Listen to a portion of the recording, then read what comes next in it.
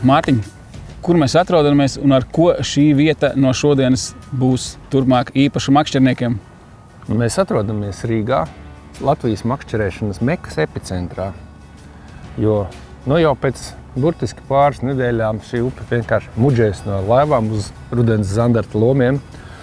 Dāmas un kungi, jaunais Voller slips, Rīgas brīvost, ir uzlabojusi infrastruktūra makšķerniekiem, glābšanas dienestiem, visiem, kam ir saistība ar ūdens transporta līdzekļiem, plaši, ērti, ātri, operatīvi, ar milzīgu stāvlauku un blakām. 20 gadus par kaut ko tādu esam sapņojuši. Daudzi uzskata, ka slipu izbūvēt ir baigi vienkārši 2 betona bloki pie ūdens un lieta darīt, bet varbūt tu ar savu pieredzi, kas ir gan no Eiropas, gan no Latvijas, var izstāstīt galvenās lietas, kurām ir jābūt ērtā slipā, lielām laivām un arī mazākām laivām. Super, var 2 laivas reizē. Super, ir kur vēl 30 laivām sagatavoties. Super, ir laipa pa vidu.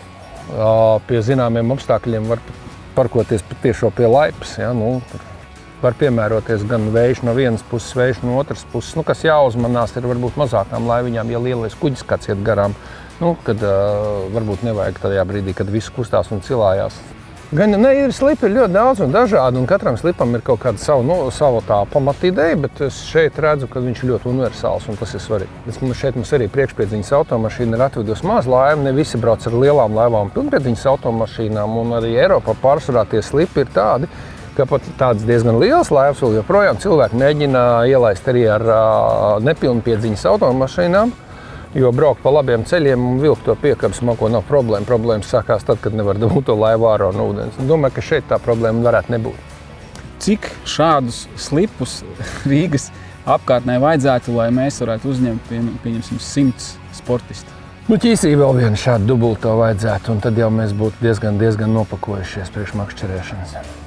Un šobrīd var uzskatīt par labāko slipu, kas ir Rīgas apkārtnē? Neko labāk tuvākajos, 1000 kilometros perimetrā es neesmu redzējis.